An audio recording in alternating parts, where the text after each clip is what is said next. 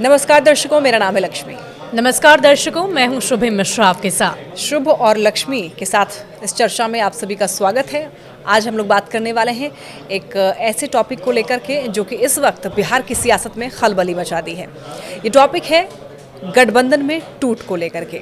दरअसल बिहार बीजेपी के अध्यक्ष ने दिलीप जायसवाल ने ये कह दिया है कि एक पार्टी जो है वो उनके साथ आ सकती है, यानी कि महागठबंधन में टूट की संभावना इन्होंने जाहिर कर दी है।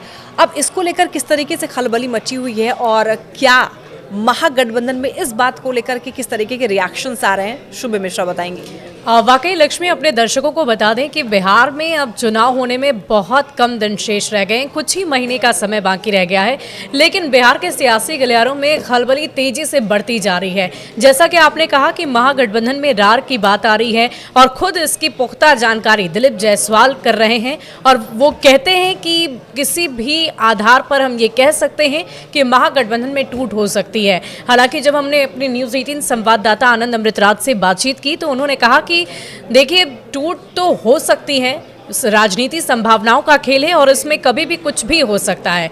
और ऐसे में जब हमने ये कहा कि क्या हम कयास लगा सकते हैं कि कौन सी पार्टी टूटकर इधर आएगी, तो उन्होंने कहा कि वीआईपी पार्टी, मुकेश सहनी की पार्टी की चर्चा की गई, लेकिन मुकेश सहनी ने भी खुलकर न्यूज़ 18 पर बयान दे दिया है। उन्होंने कहा है कि ऐसी कोई भी बात नहीं है, हम आने वाले दिनों में पूरी मजबूती के साथ महागठबंधन के साथ हैं। हालांकि दिलीप जायसवाल किन आधार पर इन बातों की चर्चा कर रहे हैं, इसकी पुष्टि अभी तक उन्होंने नहीं की है और ना ही ये बताया है कि किस आधार पर वो ये कहते हैं कि महागठबंधन में टूट हो जाएगी।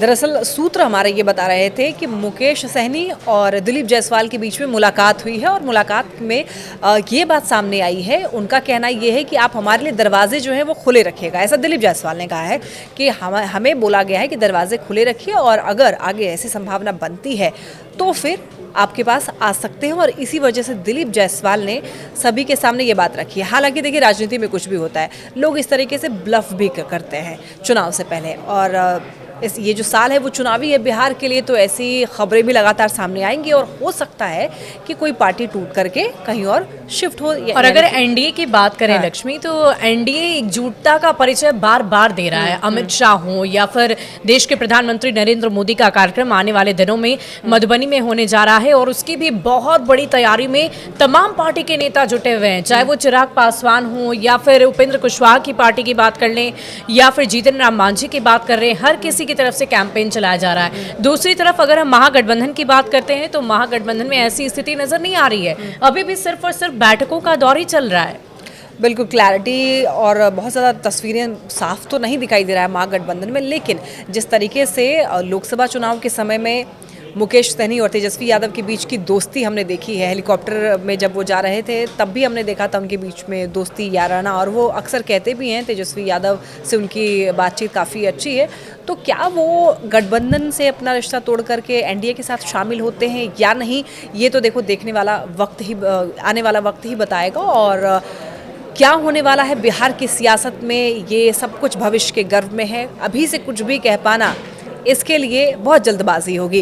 तो हमारे साथ चर्चा में बने रहिए, आगे हम लोग ऐसे एपिसोड्स लाते रहेंगे जिसमें हम लोग राजनीति की खबरों पर बात करेंगे। शुक्रिया।